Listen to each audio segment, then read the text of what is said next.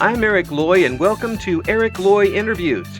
On this podcast, we talk with folks from the VTuber community on their channels, their talents, their stories, where they come from, and their plans for the future. And with us now is Starwind Yuki. Hi. Hello, thank you for having me. Thank you for dropping in. Please introduce yourself to everybody. Okay. Hello, my name is Starwind Yuki. My community calls me Yuki, and I'm a variety starving VTuber on the Purple app, twitch.com. So how long have you been doing it? So I've been streaming for about 4 years now. VTuber for I think about 2 years now. Yeah. Why'd you make the switch over to VTubing from what you were doing before? Well, I was a disembodied voice at the beginning during lockdown, and I made the switch after watching more VTubers on Twitch, and I thought, oh, that looks really cool. It looks awesome. Yeah. I can never do that, but then as I started to support more VTubers, I thought I kind of want to do it now. It just kept nibbling at you like a yap dog nipping at your heels until you decided, you know what, I'm going to do it. It did, and I'm like, I kind of want to learn more about this. I'm not artistically inclined, but like I have a need for creative expression. Yeah. That's that. And I have no artistic. Yeah. I can't do anything artistically, so. I can't draw. I can barely draw stick figures, so it's okay. Oh, Completely understand. You still got me beat, because the last time I drew a stick figure, I got hit by lightning. So there you go. Yeah, the forces of nature conspire against me drawing things. Actually, I did put up something, with the AI and Twitch or Twitter. I actually put up a really bad stick figure drawing in the hopes that an AI would pick it up and choke on it. I'm going to poison pill the AIs. Let's go. I'll see if it works. If you hear about an AI, an AI computer completely failing, I'll take credit for it. I'll know it was you. Yes, that's right. So once you got started and you made the transition over from disembodied voice to VTuber, did that make a difference in how you presented yourself, or was it still... I would say yes, it did. It made a big difference because I'm very animated as far as like movement and just like, yeah, sure, my voice can provide something to the imagination, but I talk a lot with my hands, and so being a Vroid or 3D VTuber helps a lot to get my expressive message across. Yeah. And with that, you were able to maybe feel a little more comfortable with it, or be more yourself? I was able to, yes, I feel like I was able to loosen up a lot better because now I had a face to show people. Yeah. It's interesting to hear when people have started off in different ways and then come to VTubing, how that transition was for them. And do you feel like you're better now able to relate to the audience? Yes, I do feel I can relate to them better because there's movement. There's a lot of scuff, and they can actually see it for themselves. That's okay. Don't look behind the curtain, guys. There's nothing to see here. Nothing to see there. But it does. It sounds strange, and maybe this isn't the right way to put it, but using an avatar sometimes humanizes the streamer a little more. Absolutely. Because you have some a little more visual to work with, even though it's not particularly their face or whatever to deal with, but you do get those. I like to say that it is, but obviously I'm not pink toned. I don't know that. Don't tell them. Yeah. But I do have multicolored eyes and purple hair and wacky hands. There you go, wacky hands. Yes, that's big in the VTubing scene. The transition over, were you able to make did you keep the same fans you had before, or was it a situation where you had to start from scratch? I originally had this design. I've always had my current design. Mm-hmm. My current theme was always space. Even as a disembodied voice in the beginning, Mm-hmm. it was always space. It was always galactic. Right. Right. So the folks that were there with you before stayed with you when the model showed up. Well, I started off very small because I had no face. Mm-hmm. But the few that did stick, that did stick around with me from the beginning, yes, they are still with me today. That's cool. And so you didn't really have to start completely over, and they were able to stick with you. That says a lot about you, actually. That tells you that they're coming back for not necessarily what you're doing, but because they want to be around you.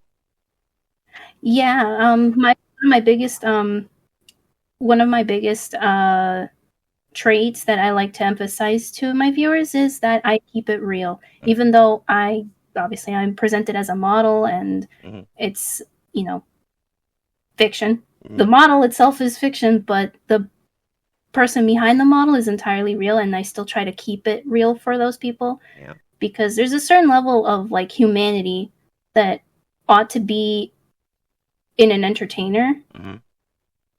At least that's what I believe. Like I like to give that to people, and not just the usual type of personality that everyone is used to. Like, I can give you that, sure, but like I'm gonna give it to you straight as well. Yeah. Yeah. Well, it makes you more, at least seemingly approachable and more relatable.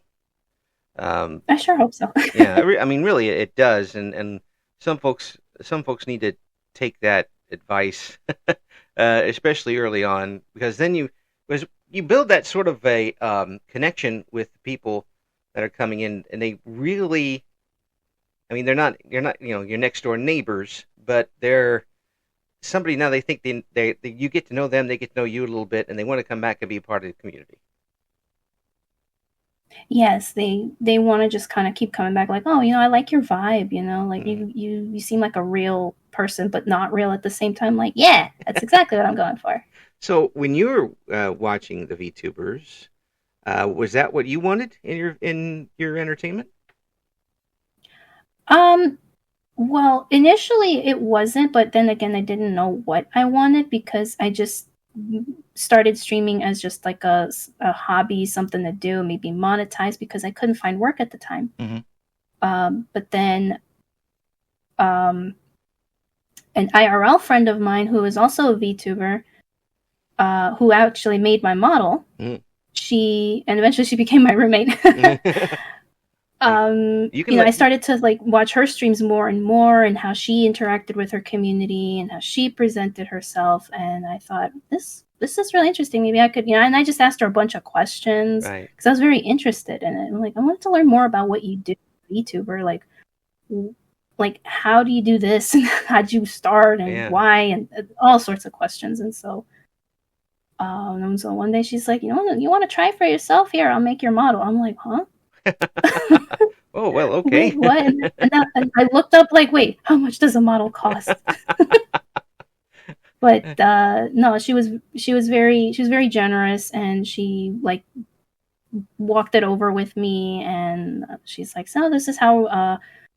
She didn't exactly show me the rigging process, but she was showing me like, okay, so this is how facial tracking works. Yeah.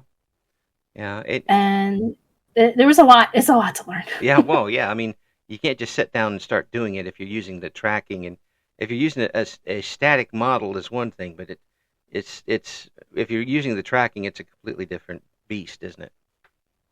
Yes, and getting it down pat, like to make it reflect reality a little bit, is the tricky part. I had a lot of trouble with that. Well, yeah, but you at least had somebody there to give you pointers anyway, in how to get started. You can mention their name, by the way, if you'd like. She's a very well-known VTuber. She's a Warframe creator. Her name is Kirara Hime. So hats off to yes. them for Thank helping you, out. Yes, and so now that you've got the model set up, is this the model you want to keep, or are you going to make some changes in the future? I have actually. I'm currently, well, it's a mental design right now because, as I said before, I'm not artistically inclined, so I can't draw. But I do have some mental plans for a second version of my current design. Mm-hmm. I don't know if I want to keep her 3D or if I want to change her to 2D as of yet. Yeah. However, I gave myself this deadline for the end of next year to have an alter ego model in 2D format.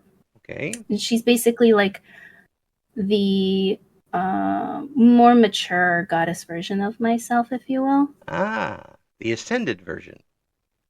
Exactly, the ascended version. I like that, actually. You may have it. I'll give it to you. That's my entire creativity for the rest of the year. It's all yours. Oh, thank you.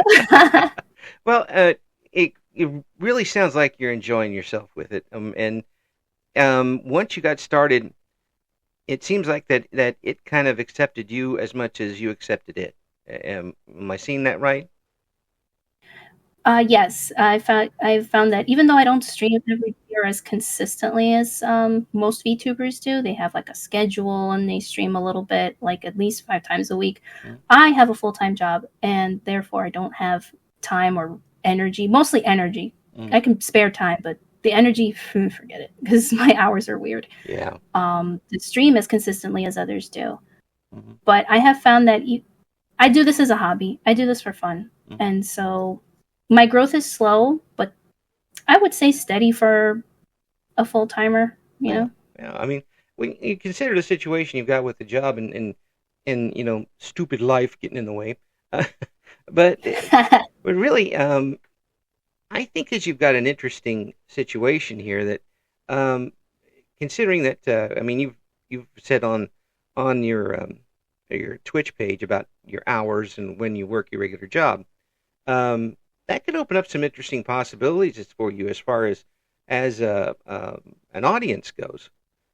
Different hours, different countries. Have you seen that when you're on that other countries are picking up? Maybe you have weird hours that you're on, but I'm always very shocked to see people from Europe coming into my streams, and it's like 6-7 p.m. Eastern Standard, and I'm like, wait, isn't it like midnight and 1 a.m. for you? Yeah, and sometimes they'll stick around. Like, I'll be streaming until like midnight, and they're still there, and I'm like, guys, please, go to bed. I care about your well-being. Please go get some sleep. But that's one of the cool parts of it, is that you've got people. I mean, maybe they're night owls where they live, and you get to herd everybody from everywhere around the world that could have a computer into your own little personal community, and you don't know where they are, where they're coming from, how old they are, or if they've got 6 kids or not, that type of thing. But they're all coming back to see you. Well, I certainly hope they're over the age of 18, because I cuss like a sailor. Well, I'm going to assume that for all sorts of reasons. Let's assume they're all over the age of 18. Yes. In which case, yeah, it's always a good time. Yeah. Has there been a point now that you've got things, rolling steadily, slowly but steadily, that you look out and realize that you are sitting there with an audience waiting to see you do something? I mean, has it kind of hit you and suddenly you realize really exactly where you are at the moment? In the beginning, sure. It's not really hit me, but it has made me realize people actually wait for me. So there's a slight tiny bit of imposter syndrome there, even though I keep it real with everyone and I'm not 100% like a fictional persona. Right. I do like sometimes have to just kind of sit there and be like, wow, as soon as I hit live, somebody's already there. They're here for, they're here for me because I'm clumsy. So, and I'm like, wow, you guys are like waiting for me. Yeah. It's something to see, isn't it? And it's I see people take it and just it really heartens them up, but it also scares them a little bit. It's a little daunting, sure. Yeah, you also get a little pressure too sometimes that you want to make sure it's good for them. Does that change your decision sometimes on what you want to do on your streams? Whether you think it's going to be good for an audience, or are you doing things that you enjoy first?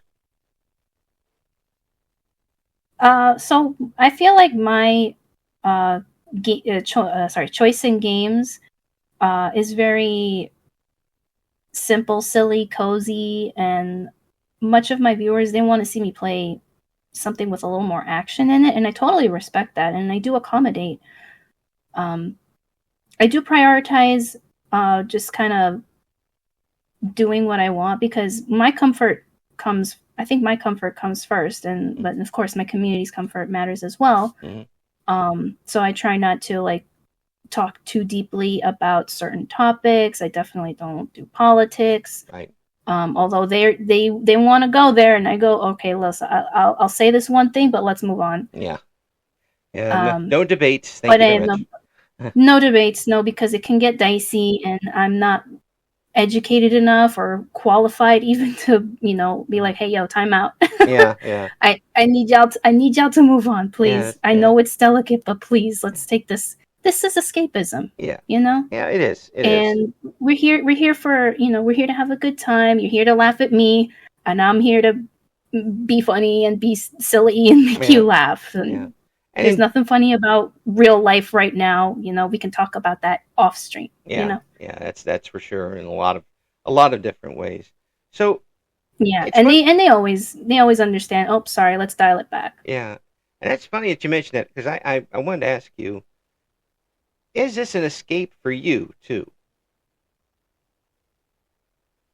Not really, actually. It's not really an escape for me, because maybe I'm just in that age bracket where I'm just like, you know what? I don't really need the escapism that much. I mean, everybody does, right? But I don't I don't stream to escape. I stream to relax. There is a difference. I believe so, yes, because when you're escape, you're trying to run away from reality. Not in everybody's case. Everybody's reasons for escapism is different. But in my case, though, I stream because I like it. I enjoy it, and it's an opportunity to socialize with more people. I don't really have a social life outside of streaming. And so this provides me with the opportunity to not just, game and show people a silly side of myself, but to also talk with people. And I always dedicate at least 1 hour in the beginning of every stream to just talk to people. Cool. And just share with them, what's going on with my week, how am I doing, am I in a good headspace?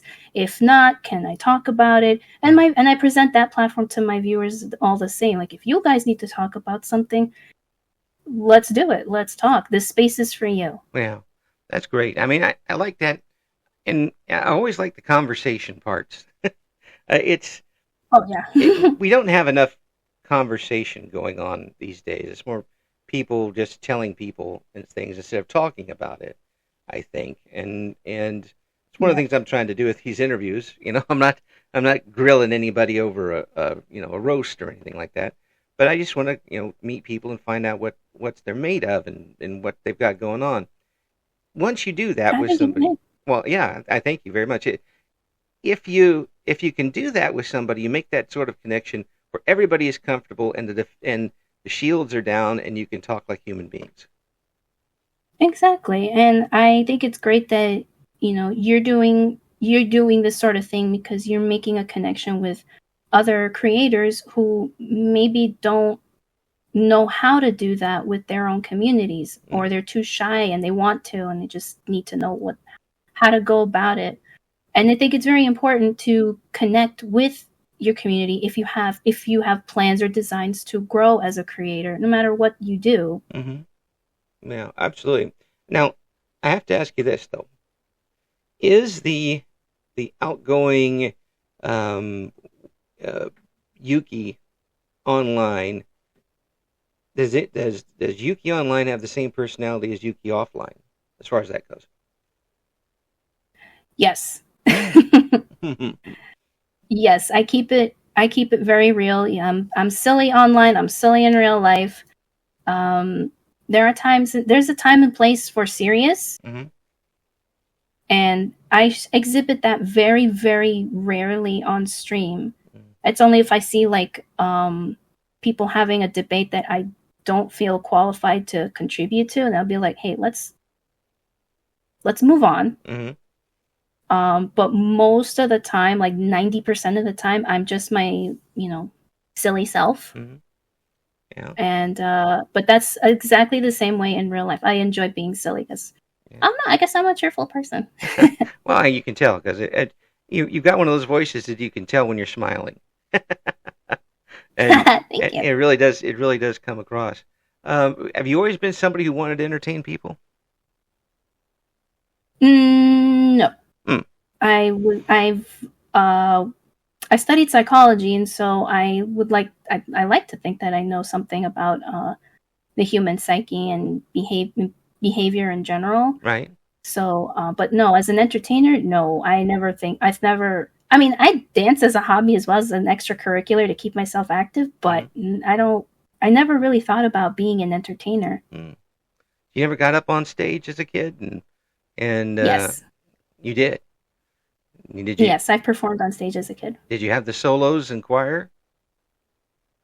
I had a duet in choir, but as a dancer, I mainly like to dance, and I've done so on stage in a group. Though I've never done solos. Even so, I think anybody who goes up in front of people, whether it's online here in front of people, or goes up on a stage, is exhibiting a lot of courage to do that, and absolutely, a lot of confidence in themselves, because there's a big difference in, let's say, artists, and you could go in your room and sing all you want, and you feel good about yourself, but then you show it to somebody else. Now and it's different. Yeah, you're really putting your neck out there. I feel that way when I'm one way in the car. I'm like singing, blasting. I'm just singing along to any song that just fills my soul with joy. Yeah. And I'll feel like a professional singer with an audience that loves me. But then I do a very I'll sing along to a song on stream like I did last night, for example, and I'm like, oh, I'm sorry. I just like to break out in songs sometimes. I'm sorry if I sound horrible. That's more of a reflection of your personality. I mean, obviously you're a cheerful person, as you said, and it's going to just bubble up, and that's, I imagine, one of the things that endears you to your audience is something like that. I think this particular medium has given a lot of people a chance to step into their comfort zone by having a model, but step out of their comfort zone in doing things that they normally wouldn't do with a person standing in front of them. Yes, I agree. It makes it a lot easier, as a VTuber behind, basically not hiding. We're not hiding behind a model necessarily. We're preserving our privacy. And we're keeping it to anonymity in a sense. Right. But we feel more free to just, be unapologetically ourselves. I like that. I like that explanation a lot, actually. You're more you than you usually are normally. Yes, I am, and I feel good about it. Yeah, it does give you. I think too that it also might leave you open for some things. Unfortunately, that same type of anonymity works two ways, and people will use that anonymity in destructive things. Have you had to deal with that at all? Thankfully, no. Good. Yeah, I'm glad to hear that. It's a two-way street, just like anything is, as far as speech and freedom of speech, that sort of thing. You got people who are going to use it for great things. You got people who are going to use it for terrible things. But that's why we have to be very careful with what we say. And granted, my stuff gets taken out of context a lot, but it's in good fun. And I always make sure, like, okay, well, let me approve of this, or let me say, nah, don't do that. Don't paint me in a negative light, because I don't take kindly to that, nor should anyone. Yeah. So, but usually my community respects me, and I respect them in return. So I love them for that. And the stuff that gets taken out of context, I like to think that I'm mature enough to be like, oh, ha ha ha, I see what you did there. Yeah. But if it gets to a point where it's like uncomfortable, or they take me way out of pocket, I have to put my foot down and say, listen, I'm going to sound like a mom right now. This is not what you do. I hear that from my wife a lot. And I'm wondering, after all these years, I should probably listen to her every once in a while when she says it. But I mean, it might help you. Well, I do like sleeping in my own bedroom every once in a while. And there's no shame in that. But it really that's just a more reflection of real life, and the way that you handle these things sounds very mature. And there's a better word to say it than mature, but really, it sounds like you've got a very, very good idea of what you want your community to be. I would say, yeah, I do. Yeah. And is it the same as when you started with your model? Has that changed at all?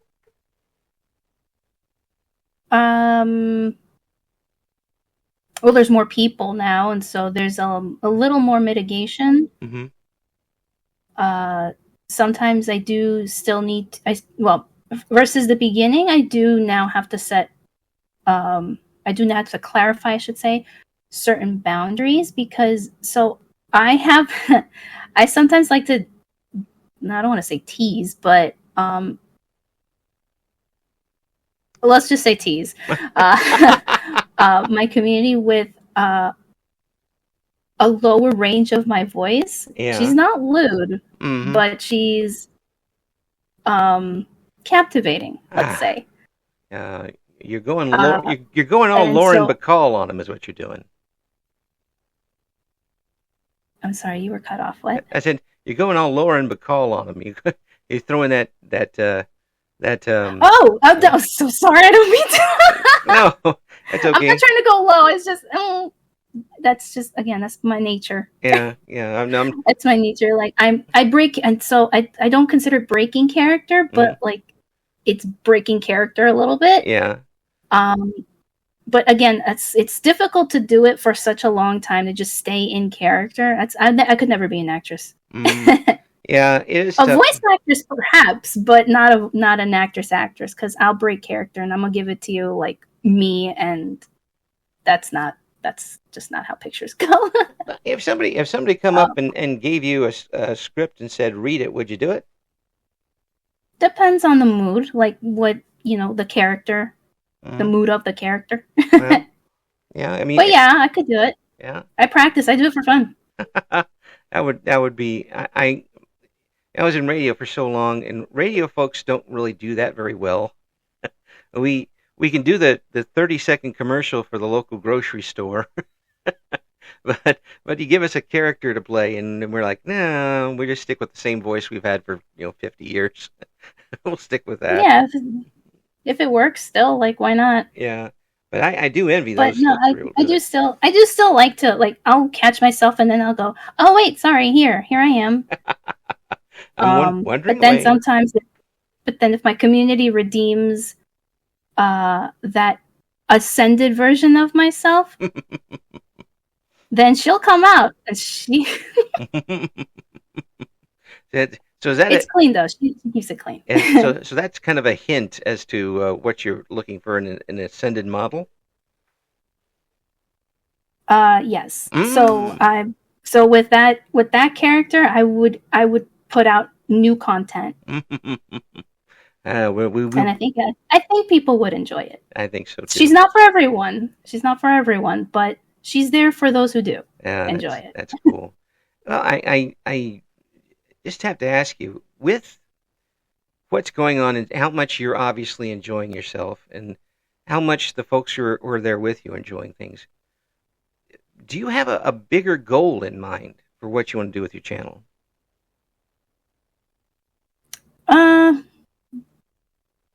I'm not really, because I didn't think I'd get this far, right? I didn't even think I'd ever become a VTuber, but it's been like the best 2-3 years of my life as far as streaming goes. I've met so many interesting, good people.